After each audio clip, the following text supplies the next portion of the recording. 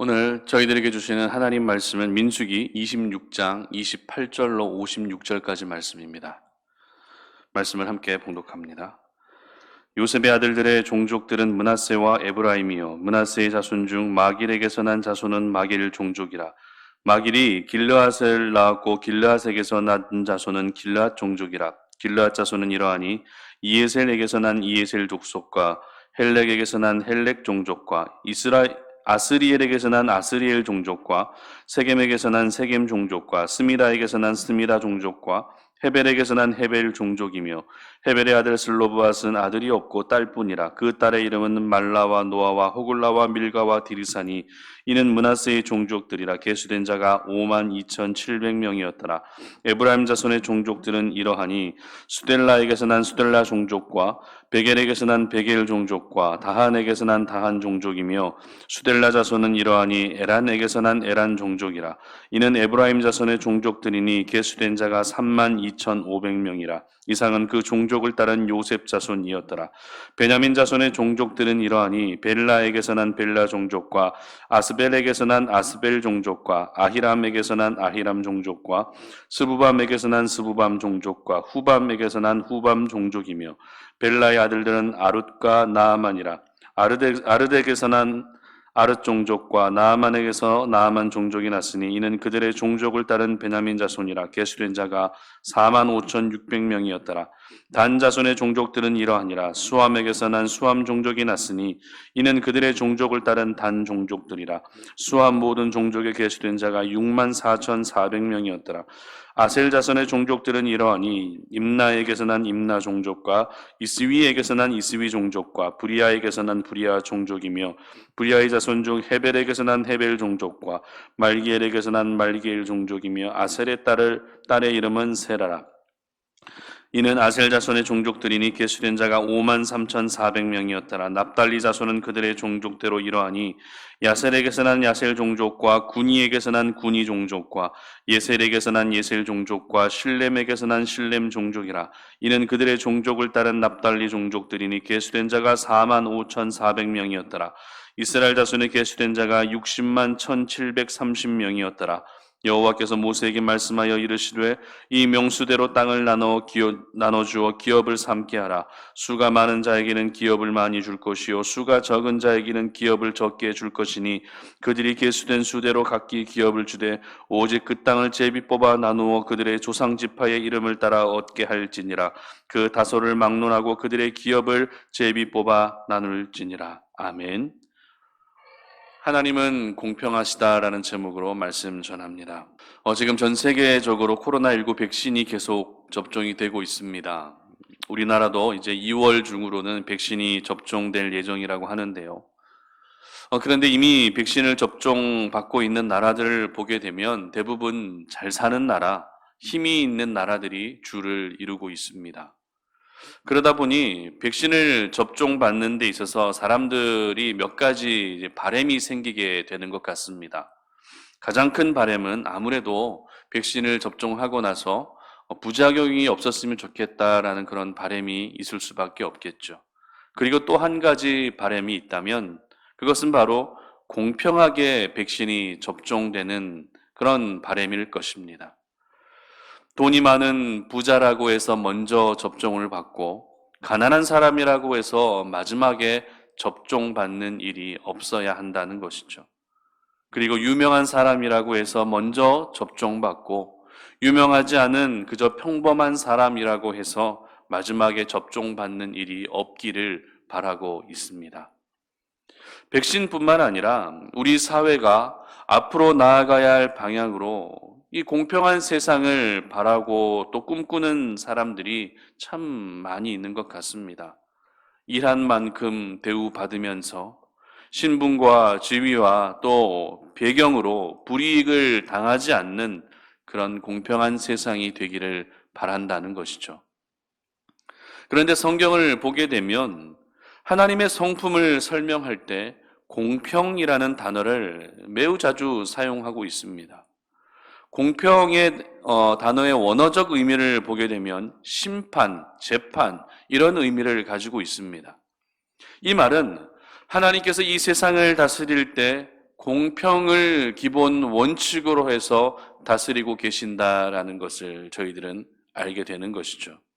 대표적인 사례를 살펴보면 하나님의 말씀에 순종하는 백성들이라면 그들에게 복을 주시지만 하나님의 말씀에 순종하지 않는다면 거침없이 벌을 내리시는 것이 바로 하나님의 공평이라 말할 수 있을 것 같습니다.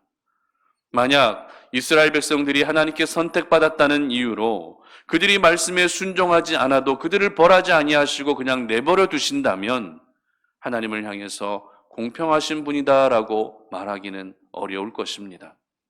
그러나 하나님은 아무리 자신이 직접 선택하신 백성이라 할지라도 그들이 불순종의 길을 걷게 되면 반드시 심판하실 만큼 하나님의 성품은 언제나 공평을 기초로 하고 계십니다.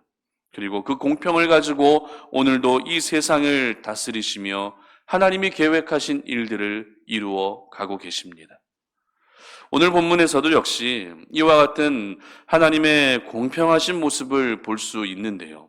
오늘 본문은 어제 본문과 이어지는 본문으로서 두 번째 인구조사를 기록하고 있는 본문입니다. 이제 인구조사의 목적이 무엇이었는가 하면 이제 가나안 정복이 임박한 시점에서 이스라엘을 다시 재정비함으로써 전쟁에 나갈 사람들을 준비시키기 위한 목적으로 이 인구조사가 진행되었습니다. 그리고 더 나아가서 가나안 땅을 정복한 후에 가나안 땅을 어떻게 분배할 것인지에 대한 기준을 세우기 위해 이 인구조사를 시작하게 된 것입니다. 이렇게 인구조사를 모두 마치고 그 수를 계수했을 때 몇 명이라고 기록하고 있습니까? 26장 51절 보시기 바랍니다. 이스라엘 자손에 계수된 자가 60만 1730명이었더라. 아멘. 60만 1730명이었습니다. 그렇다면 민수기 서론의 앞부분에 기록된 1차 인구조사 때는 몇 명이었을까요? 민수기 2장 32절의 기록을 보시면 60만 3,550명이라고 기록하고 있습니다. 즉 1차 인구조사 때와 2차 인구조사 때의 차이는 불과 1,820명밖에 나지 않는다는 것을 알게 됩니다. 전체 수가 2,000명인데 그 2,000명 중에 차이가 1,820명이라고 한다면 굉장히 큰 차이를 할 수 있지만 전체 인구가 60만 명으로 계수되었는데 그 중에 차이가 1,820명밖에 나지 않는다는 것은 굉장히 그 오차가 적다라는 것을 저희는 알게 되는 것이죠. 여러분들도 알고 계시는 것처럼 1차 인구조사와 2차 인구조사의 시간적 간격은 무려 40년이라는 시간적 간격을 두고 있습니다. 그리고 계수된 사람이 많아진 지파도 있지만 상대적으로 1차 때와 비교했을 때 줄어든 지파도 있었습니다. 그러나 이렇게 긴 세월이 흘렀고 또 세대가 바뀌었는데도 전쟁에 나갈 전체 사람의 수는 1차 때와 2차 때 거의 동일한 것을 볼 때 우리 하나님의 경영은 정말 완벽하고 확실하다는 사실을 깨닫게 됩니다. 이렇게 2차 인구조사가 모두 끝나고 하나님께서는 모세에게 말씀하시는데요. 53절과 54절 보시기 바랍니다. 이 명수대로 땅을 나눠주어 기업을 삼게 하라. 수가 많은 자에게는 기업을 많이 줄 것이요 수가 적은 자에게는 기업을 적게 줄 것이니 계수된 수대로 각기 기업을 주되.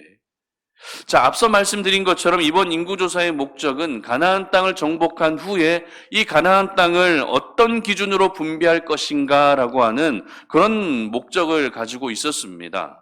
그런데 방금 읽었던 이 53절과 54절의 기록을 잘 보시면 그 기준을 어떻게 하라고 말씀하고 계시죠?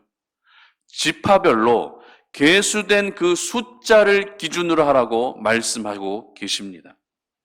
많이 계수되었으면 그만큼 많은 땅을 분배하고 적게 계수되었으면 적게 분배하라는 것이 하나님이 제정하신 가나안 땅 분배의 기준이 되었던 것입니다. 이스라엘은 모두 12지파로 이루어져 있는데요. 그 중에 장자 지파는 어떤 지파죠? 르우벤 지파입니다. 고대 이 유대 사회에서는 장자를 귀하게 여기는 그런 문화가 있었습니다. 그래서 재산을 상속해 줄 때에도 장자에게는 2배, 다른 형제들에 비해서 2배에 해당하는 재산을 상속해 줄 만큼 장자를 귀하게 여기는 문화가 굉장히 심했습니다. 그렇다면 그들의 전통과 방식대로 한다면 장자 지파였던 르우벤 지파가 가장 많은 땅을 분배받는 것이 맞습니다. 아니면 영적 장자 지파라 할 수 있는 다윗과 예수님의 혈통인 유다 지파도 많은 땅을 분배받을 수 있는 명분은 충분합니다. 그러나 장자 지파에게는 많이 주고 막내 지파에게는 적게 주는 것은 이 땅의 기준이자 이 땅의 원칙일 뿐이었습니다. 하나님에게는 누가 장자 지파인지가 중요한 것이 아니라 가나안 땅 정복을 위해 어느 지파가 가장 많이 수고했고 참여했는지가 더 중요한 기준이 되었던 것입니다. 이를 통해 저희들이 깨닫게 되는 것이 무엇입니까? 우리 하나님은 어느 한쪽으로 절대 치우치는 분이 아니라는 것입니다. 언제나 가장 공평하게 결정하시고 판단하시고 행하시는 분이 바로 우리 하나님 아버지인 줄 믿으시기를 바랍니다. 이러한 공평하신 하나님의 모습은 이후에도 계속 발견이 되는데요. 55절 보시기 바랍니다. 오직 그 땅을 제비 뽑아 나누어 그들의 조상 지파의 이름을 따라 얻게 할지니라. 아멘. 가나안 땅을 분배함에 있어서 또 하나 중요했던 것이 무엇이었는가 하면 누가 조금 더 좋은 자리를 차지하느냐의 문제였습니다. 누가 조금 더 넓은 지역을 차지하느냐의 문제는 방금 계수된 수대로 나눠주기로 했기 때문에 잘 결정되었습니다. 그렇다면 그 중에서도 조금 더 좋은 입지 조건의 땅은 어느 지파에게 돌아가야 되는 것이겠습니까? 첫째부터 12째까지 순서대로 가져가야 되는 것입니까? 그렇지 않습니다. 이 문제를 해결하기 위한 방법으로 하나님께서 제시하신 것이 무엇이죠? 바로 제비 뽑기의 방식이었다는 것입니다. 제비 뽑기는 오늘날에도 사용되는 가장 공평한 방식 중에 하나입니다. 그런데 이러한 제비 뽑기의 방식을 가나안 땅을 분배할 때도 사용하라고 하고 계시는 것이죠. 힘이 센 순서도 아닙니다. 먼저 태어난 순서도 아닙니다. 그저 제비 뽑기라는 가장 공평한 방식을 통해 가나안 땅을 분배하라고 말씀하십니다. 이처럼 가나안 땅 분배라는 매우 민감한 주제를 하나님께서는 가장 공평한 방법으로 분배하도록 하셨던 것입니다. 그리고 이 모든 방법을 결정했던 시기가 언제였는가 하면 가나안 땅을 정복한 후에 이러한 기준이 제시되었습니까? 아니면 가나안 땅을 정복하기 전에 이러한 기준이 제시되었습니까? 가나안 땅을 정복하기 전이었다는 것입니다. 이것이 주는 의미는 모든 지파들로부터 이미 동의를 받고 가나안 땅이 정복되었다는 것을 저희들에게 알려주는 것입니다. 우리 하나님은 누구보다도 가장 공평하고 누구보다도 가장 공정하신 분이신 줄 믿으시기를 바랍니다. 사람들은 상황에 따라 그리고 환경과 배경에 따라 마음도 움직이고 공평한 모습을 잃어버릴 때가 있지만 우리 하나님은 결코 그 공평한 모습을 잃어버리지 않으십니다. 그래서 시편 97편 2절에서는 이렇게 기록합니다. 구름과 흑암이 그를 둘렀고 의와 공평이 그의 보좌의 기초로다. 아멘. 하나님의 공평하심을 이렇게 분명하게 기록하고 있다는 것입니다. 저희들이 살아가는 세상은 분명 불공평할 때가 많이 있습니다.